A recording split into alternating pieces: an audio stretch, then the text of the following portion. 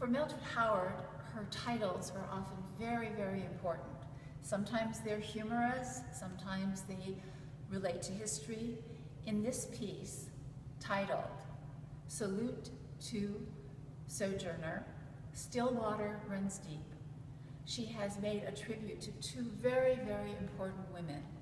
She acknowledges the strength and the really personal determination of two women who fought against slavery.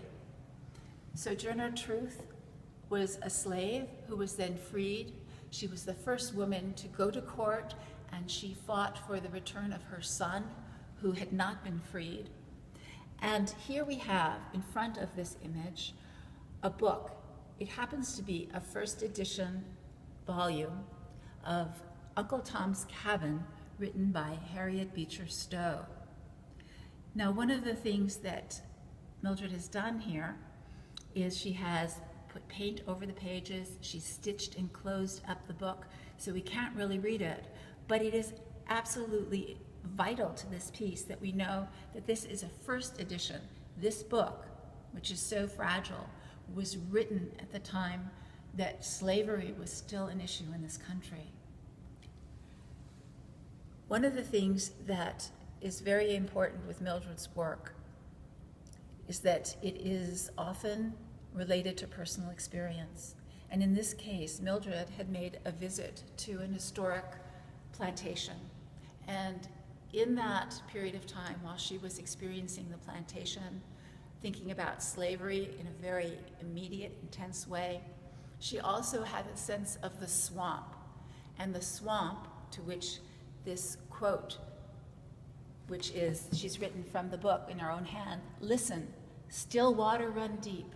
If you make it to the other side, she'll be waiting."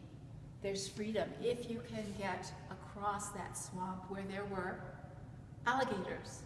And so what she has done to really show us how she felt, the danger and the fear of the alligators and of that treacherous journey that slaves made when they tried to escape to freedom, she's taken actual alligator claws and she has them coming out of this little baby's foot.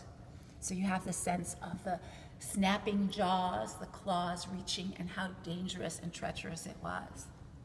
And Mildred's work is actually, it engages us on so many different levels. For instance, this base for this piece is actually from a sink. So we have this allusion to water, the water coming up. And at the base of the sink, she has a lock. So references are very common in her work in many different pieces. The lock kept slaves chained. So here she has a piece that comes out of the slavery, through the water, and then if you get to the other side, you have freedom.